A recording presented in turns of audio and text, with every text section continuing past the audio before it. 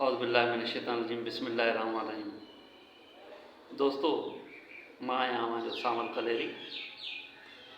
दोस्तों कीअं आहियो? ख़ुशि आहियो? उमेद त मुंहिंजी ॻाल्हि तव्हांखे पसंदि ईंदी ऐं सम्झ में बि ईंदी ऐं उन ते अमल करण जी बि कोशिशि कंदा।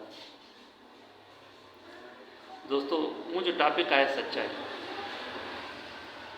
आउं चाहियां थो त सच उहा शइ आहे, उहो ख़ज़ानो आहे, उहा मिल्कियत आहे, उहा मीरास आहे जेको इंसान खे बुलंदियुनि ताईं पहुचाए थो, हिन जहान में बि ऐं ईंदड़ जहान में, अॻिए जहान में बि तव्हांखे हिकु वॾी बुलंदी अता थो फरमाए। सच सां तव्हांखे तकलीफ़ ज़रूरु ईंदी, सच ॻाल्हाइण सां तव्हांखे मसइला परेशानियूं डिप्रेशन ज़रूरु थींदा, पर अल्लाह साईं उन्हनि खे आसान बि करे छॾे थो। अल्लाह साईं उन में एतिरी त आसानी फरमाए थो जो इंसान हिन जहान जी मंज़िल खां शुरूआत करे थो, क़बर खां वेंदे अॻिए जहान ताईं पहुचण ताईं उनजी मंज़िल आसान थी वञे।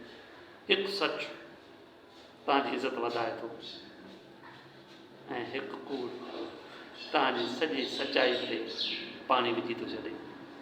त दोस्तों कोशिशि कयो सच ॻाल्हाइण जी, पाण कयो, पंहिंजे घर में तलक़ीन कयो, पंहिंजे नंढनि ॿारनि खे कॾहिं कूड़ न ॻाल्हाइण जी तलक़ीन न कयो, सच ॻाल्हाइण जी तलक़ीन कयो ऐं सेखारियो त सच सभ खां वधीक आहे, सच में इंसान जी कामयाबी आहे। दोस्तों वीडियो पसंदि अचे त फॉलो ज़रूरु कंदा।